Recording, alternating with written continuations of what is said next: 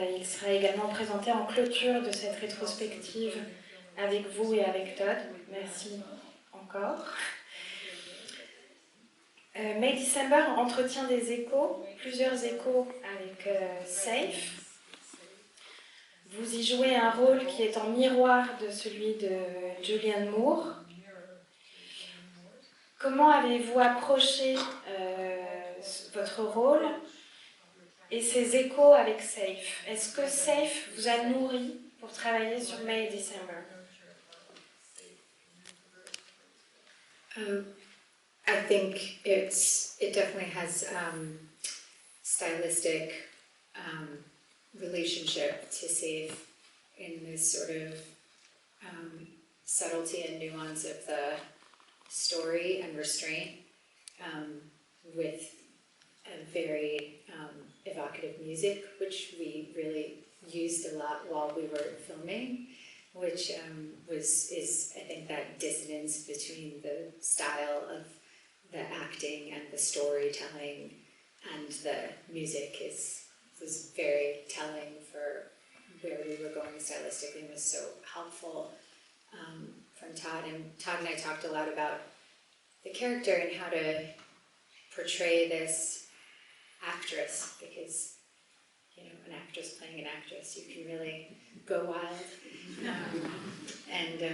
So we talked a lot about whether she would be just kind of a down-to-earth person, or whether she'd walk in and have this kind of power or stature kind of coming in. And we discussed about going for the less obvious, and to have her sort of, that you can kind of trust her almost at the beginning, and then you can slowly, that trust gets nibbled away at.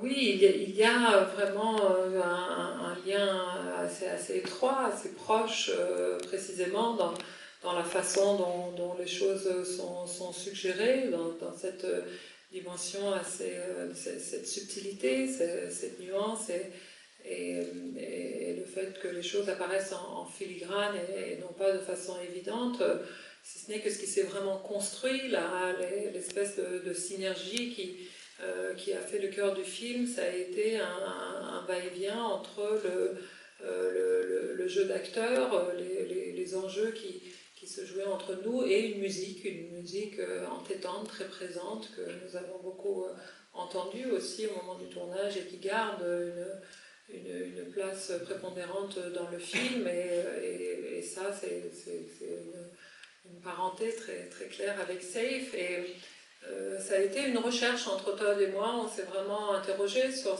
la façon dont il fallait aborder ce personnage d'actrice. Une actrice qui joue une actrice, ça peut vite tourner à quelque chose d'un peu limite, un peu compliqué. Et donc on se demandait comment est-ce qu'elle serait. Est-ce qu'elle rentrerait comme ça avec quelque chose d'un peu flottant, ou est-ce que dès le départ c'est un personnage avec une certaine force, une certaine structure, et on a décidé là aussi d'aller vers ce qu'il y avait de moins évident, de moins lisible au premier degré, c'est-à-dire que d'abord on lui accorde assez volontiers cette confiance, et à mesure que les choses avancent, petit à petit on remet en question la première lecture qu'on a eue de son personnage, et les choses se défont. Après ce qu'on a tous traversé, ce que l'humanité, la Terre entière a traversé, la pandémie, Safe a une actualité assez sidérante. Je l'ai évoqué hier à l'ouverture, on l'a revu ici en octobre 2021, on a été encore tous masqués dans la salle. C'était assez vertigineux. J'imagine qu'on vous en a beaucoup reparlé à ce moment-là du film, au moment de la pandémie. Est-ce que vous pouvez nous parler un petit peu de ça?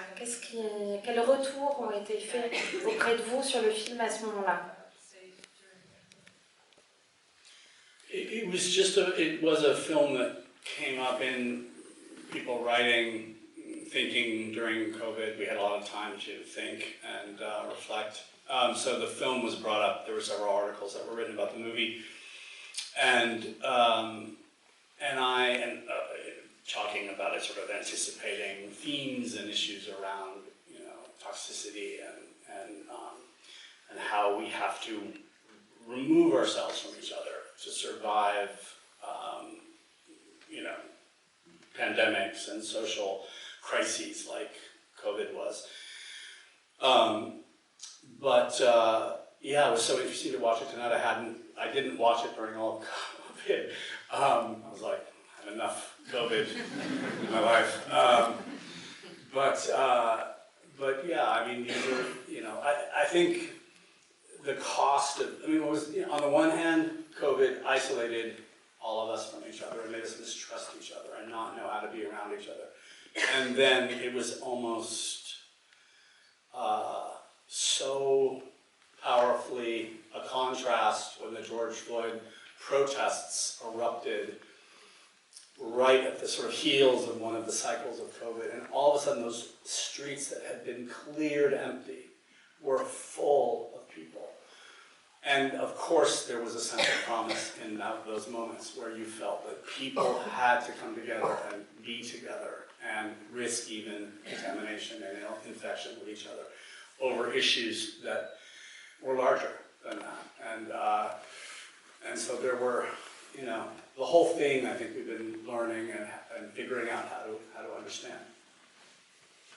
Oui, un des aspects du Covid, c'est que ça a donné beaucoup de temps à tout le monde pour réfléchir, pour lire, pour écrire, pour repenser les choses. Et en effet, il y a eu comme ça une seconde lecture, un réexamen de SAFE et de ses enjeux. On y a vu, il y a eu des articles où on a pointé comme ça une dimension anticipative sur cette question de la contamination, de la toxicité et du retrait, d'une certaine nécessité de confinement et de mise à distance d'autrui pour se protéger.